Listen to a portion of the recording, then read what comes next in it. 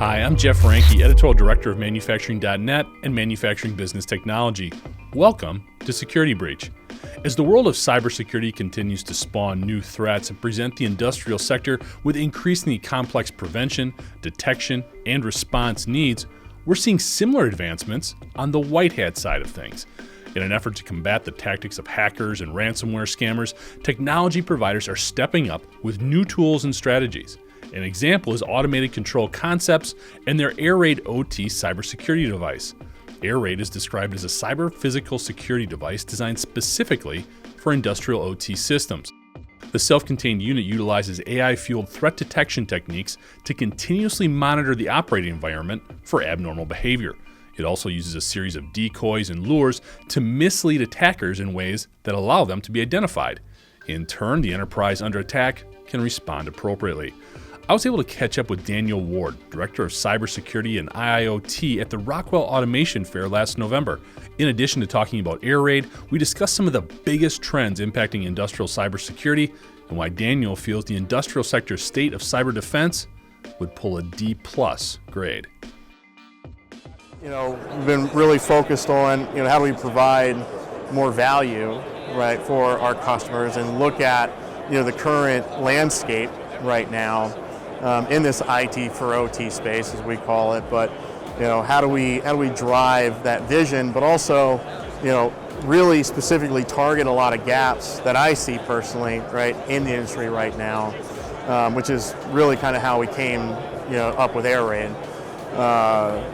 Looking at kind of a lot of the cybersecurity products, a lot of the perspectives, everything was very high level, right? So, we're talking from a software perspective, right? We're looking for external threats. We're trying to mitigate a lot of those things because, fundamentally, there's a lot of concern, right, about external threat actors, right?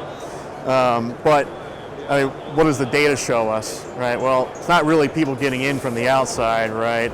It's more taking care of the inside out. Obviously what hasn't helped is, like the Oldsmar incident, Colonial Pipeline, all the big ones lately, which in a lot of cases were really crimes of opportunity, right? So, just lax security controls, not really fully, I think, implementing, right, a full-scale framework, right, that traditionally we would see on the enterprise side, right, but we typically tend to rail against on the OT side because it impacts, right, our ability to do our job. So that's kind of where we try to fit ourselves. So before we get into AiRAID, I want to talk a little bit, as an integrator, you must have seen a lot of these things that are being exposed as vulnerabilities right now and made more, you must have seen this coming. Yeah. With all of the integrations you were doing, with the growing number of connections and more connected equipment. What was your thought process during that time, I guess, as you were seeing more connectivity, not exactly security keeping up with the pace of all of that advancement? Yeah, frankly, it was a disaster waiting to happen, right? And that's been kind of, the bigger issue overall, which is, clearly we see, right, all these devices becoming Ethernet connected. The industry in itself, and a lot of folks in the industry have kind of pushed back against, that level of connectivity. But it's been one of those things. It's an unstoppable, right, object, and what they thought was an immovable wall really wasn't, right? So, they had to get out of the way of that progress because the business obviously is the one driving a lot of these initiatives.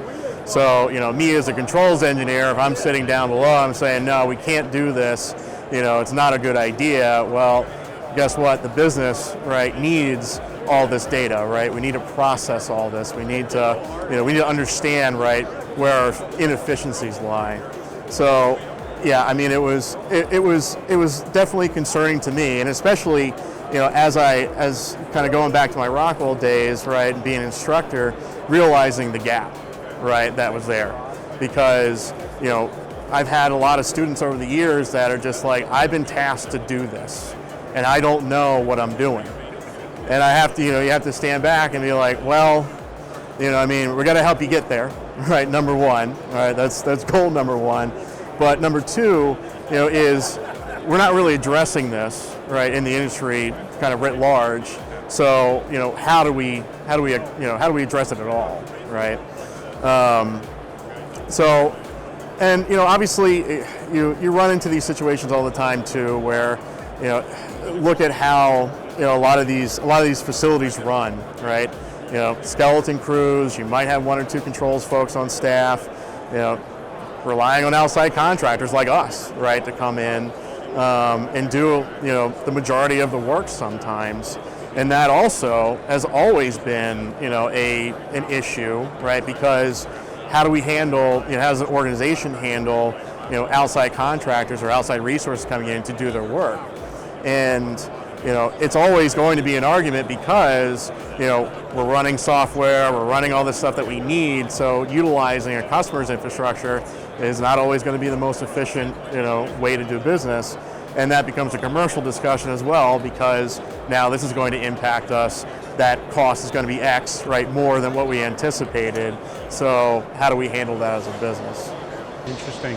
So potentially we've got a solution here, right, for the OT side of things? Yeah, so the solution, right, the solution overall, in my summation is that, we really need a full scale or full life cycle type approach to cybersecurity, right? As we look at defense in depth, right, that perspective where we're creating layers, right, inside of these organizations or inside these facilities, everything has to start, we have to start somewhere, and that somewhere is policies, procedures, and awareness, right? So we have to build that framework, right, for companies to say, you can't do X or Y because this is the impact of that, and everybody has to adhere to that.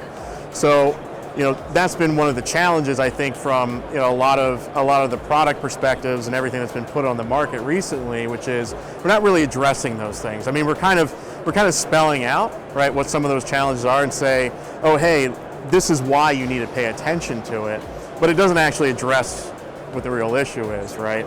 So, part of what we looked at was, as an enterprise organization kind of builds out this cybersecurity framework, being able to, gain information, right, about potential threats or attackers. How do we protect the inside of the facility or the network? How do we mitigate some of these things if a breach does occur, right? Has been kind of lacking in a lot of ways, right? At least on the OT side.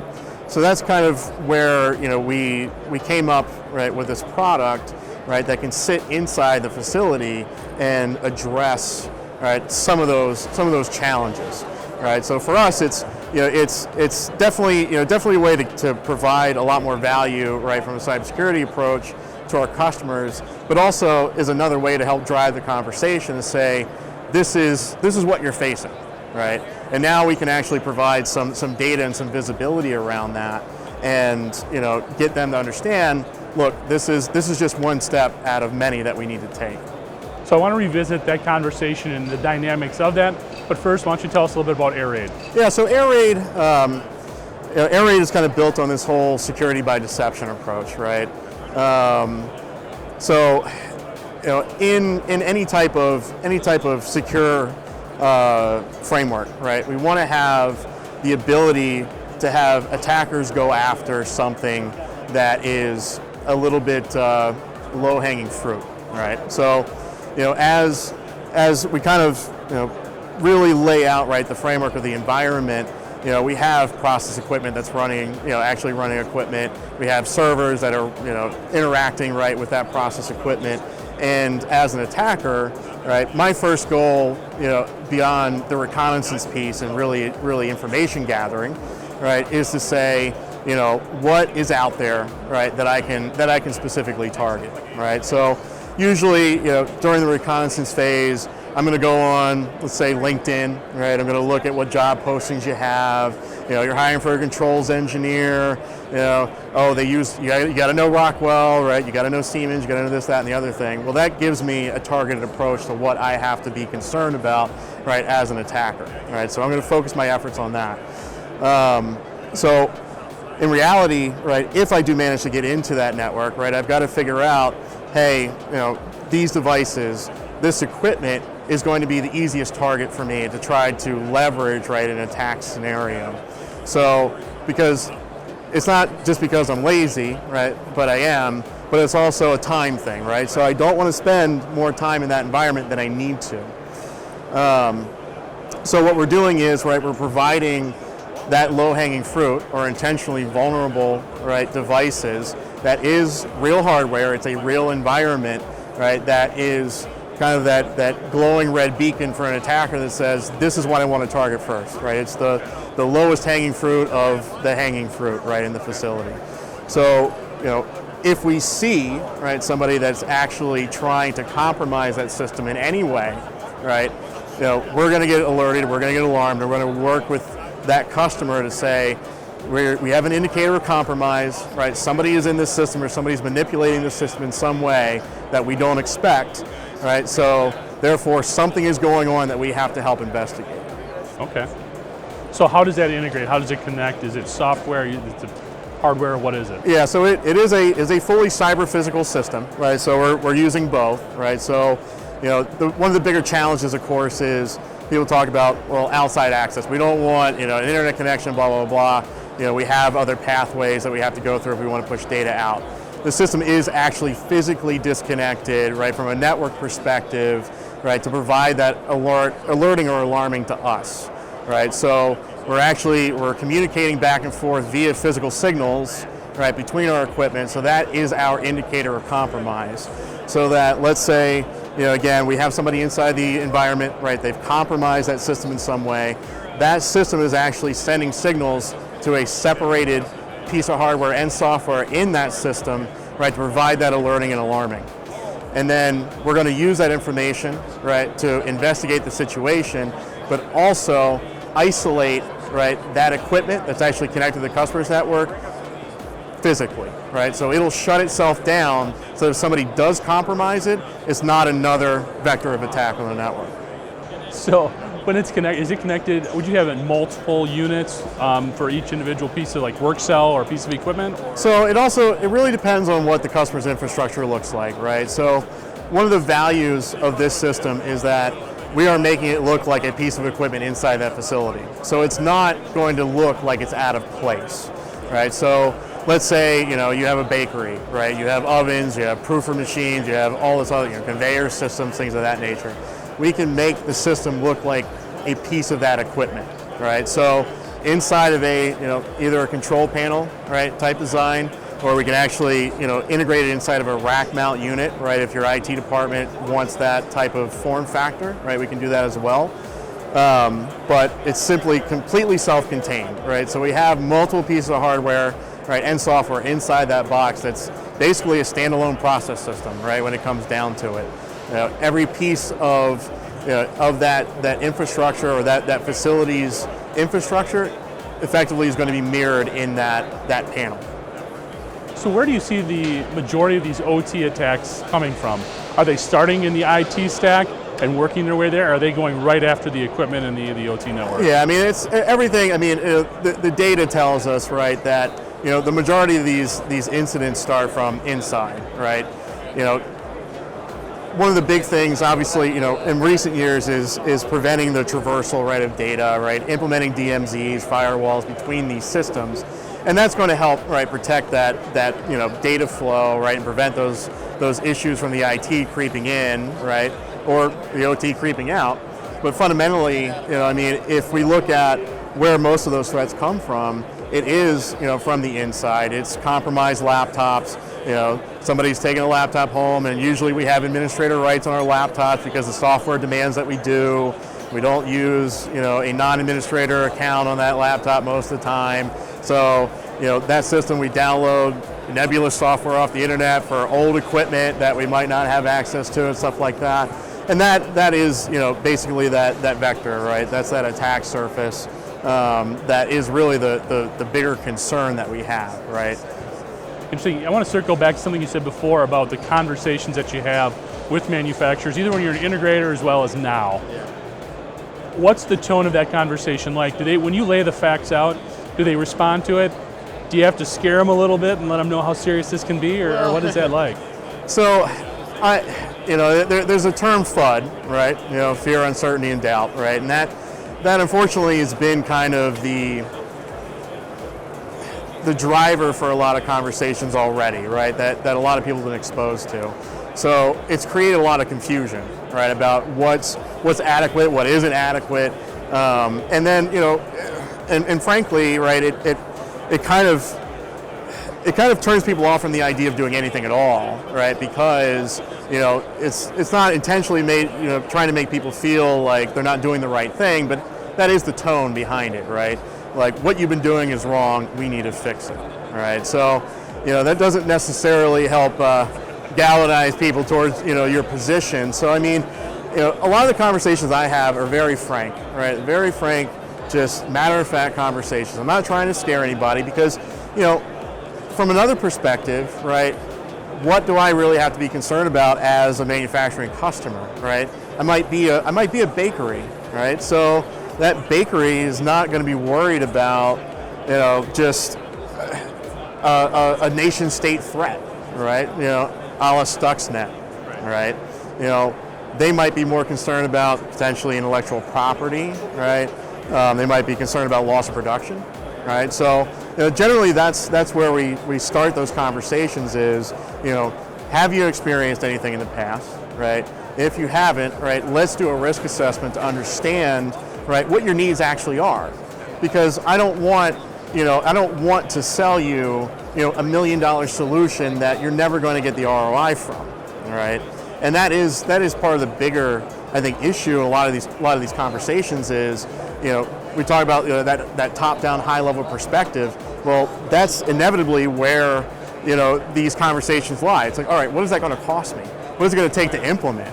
Right? I don't have people, right, to be able to manage these things because these things aren't set it and forget it, right? And that's one thing, especially with AiRAID, that we try to emphasize is I just can't sell you a box, right, and expect that you're going to get any value out of it, right? There has to be somebody on the other end, right, that understands, right, what they're looking at, right, to help you mitigate things. Because it's like an SCADA system with alarm fatigue, right? If you create 1 million alarms on a system, nobody cares about it, right? Right. So we have to rationalize those alarms, right, to help operators understand that these are actual concerns that we need to deal with, right?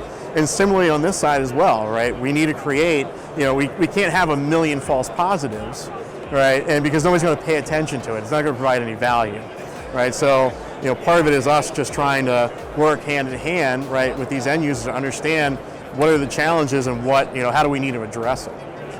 So, kind of a tough question here, but you've got a great perspective in terms of all the ways you've been involved in the OT environment. As we stand here today, November 16th, 2022, if you had to give the industrial sector a grade for their cybersecurity stance, what would you give it? How are we weighting that out of 100? Like a letter grade. If you had to give Okay, it. well, I would say maybe a D plus. Okay. Yeah, maybe a D plus. I was hoping to be a little higher, but I think that's fair. Yeah, I mean, I try to be pragmatic, and I don't really subscribe to magical thinking either, right? I mean, it's the reality of the situation is yeah, we're definitely in a much better position than we were 5 years ago, but we're still not really addressing a lot of the root causes of these problems, and frankly, I mean, we're not really seeing a push. I think that a lot of these customers actually need, right, to be able to have those conversations, right? Because, understandably, right, we have, it's like we need this software, we need this, we need that, and put it together, and this is what we have, and this is what it's going to cost us. But without even having the conversation about, again, what is our risk profile, right? Like, what do we have to be concerned about? So, we need a better bottom-up, right, approach to a lot of these things.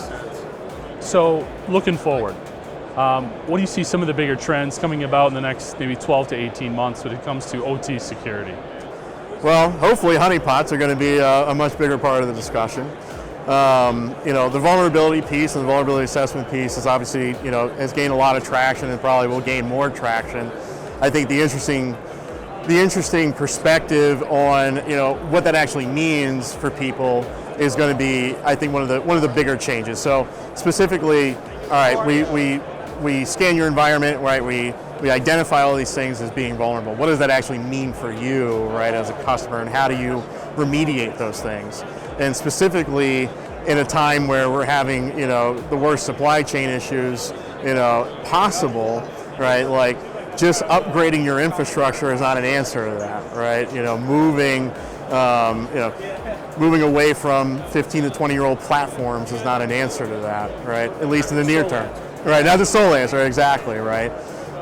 So hopefully, really, I think we're going to be able to see, or we are going to see more companies focusing on layering, technology on these older infrastructures, and that's one of the things that, I try to emphasize too, is that I'm not going to come in and tell you have to replace everything. That's not the answer to the problem, right? We want to be able to keep production up and running, right? But adequately plan, right, how we're going to mitigate all these things in the future that actually makes sense with the challenges that we're facing right now, right? ACC is a Rockwell Gold System integrator, and if you'd like to learn more about the company, you can go to automated-control.com. Thanks for joining us today. To catch up on past episodes, you can go to manufacturing.net, IEN.com, or mbtmag.com. You can also check Security Breach out wherever you get your podcasts, including Apple, Amazon, and Overcast. And if you have a cybersecurity story or topic that you'd like us to explore on Security Breach, you can reach me at jeff@ien.com. For Dan Ward, I'm Jeff Ranke, and this is Security Breach.